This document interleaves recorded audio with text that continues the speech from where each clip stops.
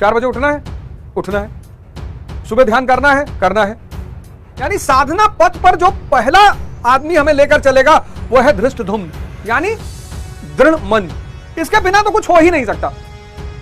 इसीलिए तो आज 98% लोग कमजोर हैं, रो रहे हैं, परेशान हैं। लेकिन सवाल अब ये उठा कि ये मन में दृढ़ता आएगी कैसे, कि इस दृढ़ मन को कैसे पाया जाए या दृढ़ मन का विकास कैसे किया जाए। अब यहीं पर एक शब्द मैं आपको बताऊंगा,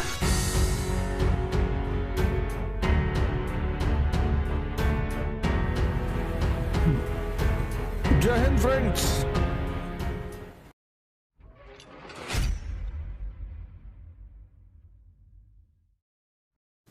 द्रोणाचार दुर्योधन। द्रोणाचार द्वैत का आचरण, दुर्योधन दूषित धन। दूषित धन कैसे बताया मैंने। अतः व्यू रचनात्मक पांडवों की सेना को देखकर अर्थात पुण्य से प्रभावित सजातीय वृत्तियों को संगठित देखकर, पुण्य से प्रवाहित सजातीय वृत्तियों को संगठित देखकर मोह रूपी दुर्योधन ने प्रथम गुरु द्रोण के पास जाकर कहा। ये जो सजातीय शक्तियां है ना, पांडव की सेना है, हमें इसका पता ही नहीं। हमें कौरव की सेना का पता है। आज तक कौरव की सेना की चर्चा हुई, क्षेत्र विस्तार की चर्चा हुई, इंद्रियों की चर्चा हुई, मन की चर्चा हुई, लेकिन जो पांडवों की सेना है उस पर चर्चा ही नहीं हुई। अब पांडवों की सेना, तीसरा श्लोक, पश्यतम पांडुपुत्राणामाचार्य महती चमूमम व्यूढ़म द्रुपद पुत्रेण तव शिष्येण धीमता। हे आचार्य, अपने बुद्धिमान शिष्य द्रुपद पुत्र धृष्टद्युम्न द्वारा व्यूहकार खड़ी की गई पांडु पुत्रों की इस भारी सेना, धृष्टद्युम्न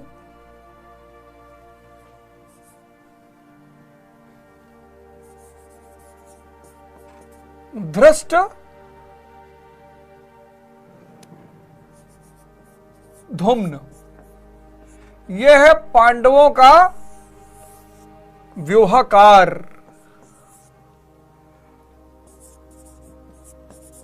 पांडवों का व्यूहकार है ये धृष्टद्युम्न। पांडवों की सेना का जो है वो व्यूहकार है। कौन है धृष्टद्युम्न? शाश्वत अचल पद में आस्था रखने वाला दृढ़ मन।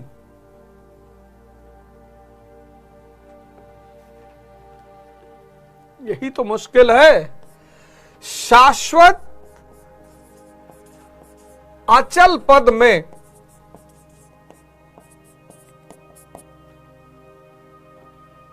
विश्वास रखने वाला दृढ़ मन।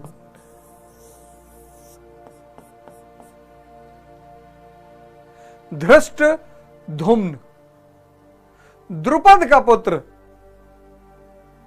द्रुपद पर भी मैं आऊंगा भी कि द्रुपद क्या है, द्रुपद कौन है? धृष्टद्युम्न ये पांडवों की सेना का व्यूहकार है, यानी जिसका मन कमजोर है वो साधना के मार्ग पे चल ही नहीं सकता।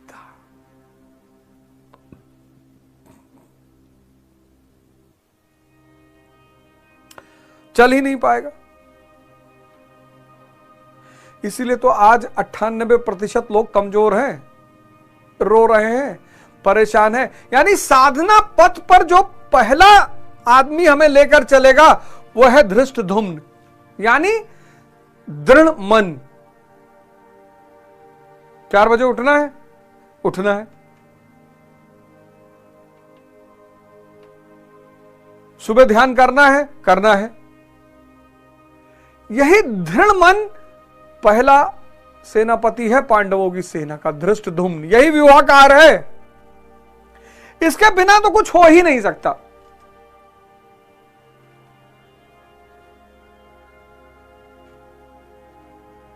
लेकिन सवाल अब यह उठा कि यह मन में दृढ़ता आएगी कैसे। देखो, सारी बातें किताबें में नहीं लिखा जाएगा। अगर सारी बात इस किताब में लिख दी जाती तो इस किताब में इस जमीन से लेकर आसमान तक के पन्ने होते।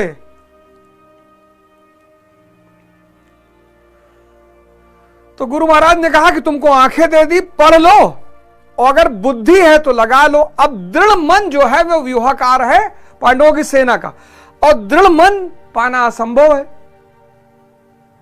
नहीं सबके पास। तो सवाल यह उठा कि इस दृढ़ मन को कैसे पाया जाए, या दृढ़ मन का विकास कैसे किया जाए। इसके बिना तो कुछ संभव ही नहीं। तो दृढ़ मन का विकास कैसे किया जाए, अब यहीं पर एक शब्द मैं आपको बताऊंगा, तपस्या। किससे बना है? तप से। तप यानी हीट। अब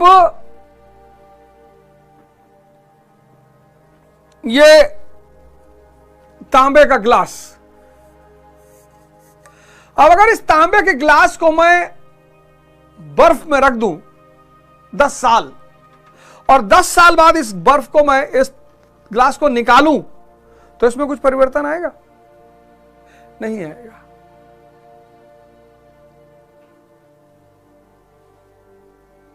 तो अगर इस तांबे के ग्लास में हमें परिवर्तन करना है तो क्या करना पड़ेगा? इसको हीट देनी पड़ेगी, तप, ताप देना पड़ेगा। ताप, ताप से शब्द आया तप। बदलने के लिए किसकी जरूरत पड़ती है? ताप की। और ताप से पैदा हुआ तपस्या। तो पता कर लो कि मेल्टिंग पॉइंट तांबे का कितना है। हर धातु का अलग अलग मेल्टिंग पॉइंट है ना, तो तांबे का मेल्टिंग पॉइंट पता कर लो, 1100 डिग्री सेल्सियस। 1100 degree Celsius. अब तांबे का, कॉपर का मेल्टिंग पॉइंट है 1100 डिग्री सेल्सियस। तो अब आपको पता करना पड़ेगा कि आप क्या हैं। तब सत्व गुण के मालिक हैं कि रज गुण के मालिक हैं कि तम गुण के मालिक हैं। इसमें कम ताप लगेगा, इसमें ज्यादा लगेगा, और इसमें असीम लगेगा।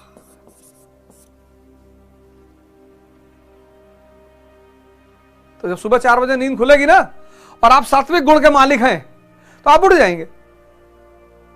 रज गुण के मालिक हैं, थोड़ा रोना गाना पड़ेगा लेकिन उठ जाएंगे। तमो वाला तो उठवा नहीं करेगा, मारो पीटो, एक बाल्टी पानी डालो,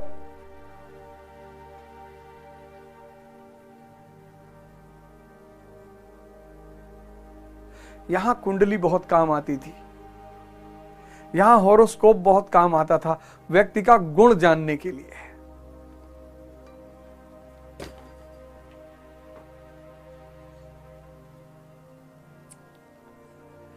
तो दृढ़ मन को पैदा करने के लिए क्या करना पड़ेगा?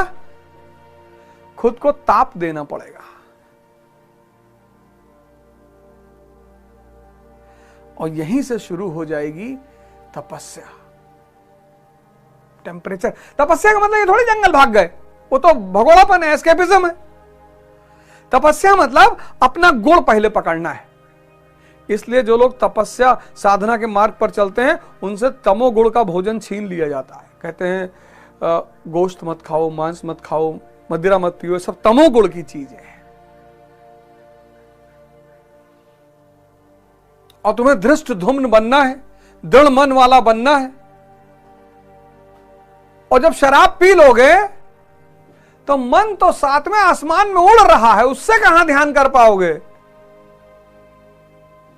इसीलिए सारे धर्मों ने शराब पर प्रतिबंध लगाया।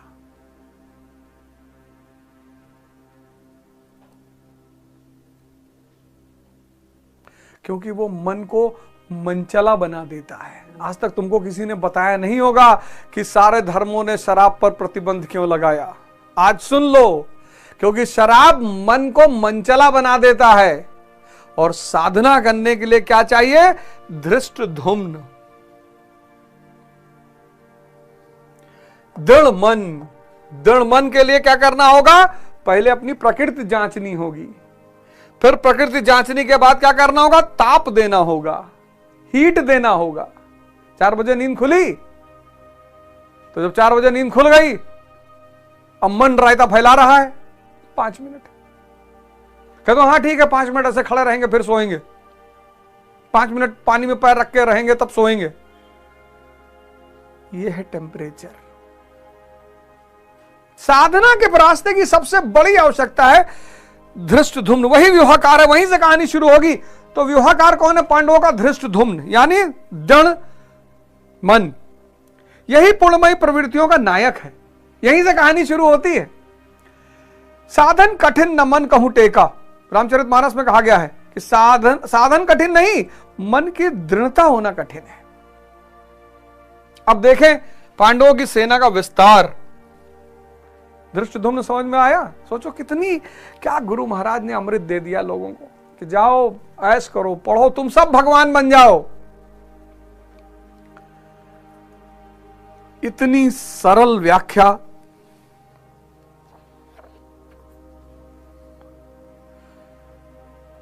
इस घोर कलयुग में सबको पता है गीता मुक्ति का मार्ग है, लेकिन कैसे?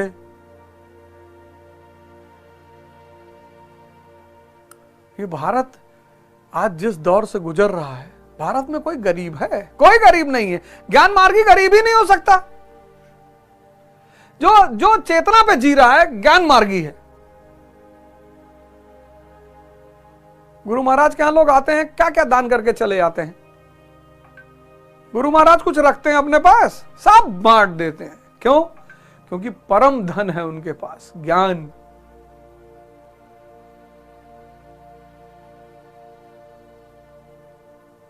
तभी तो बाकी सारी चीजें छोटी नजर आती हैं।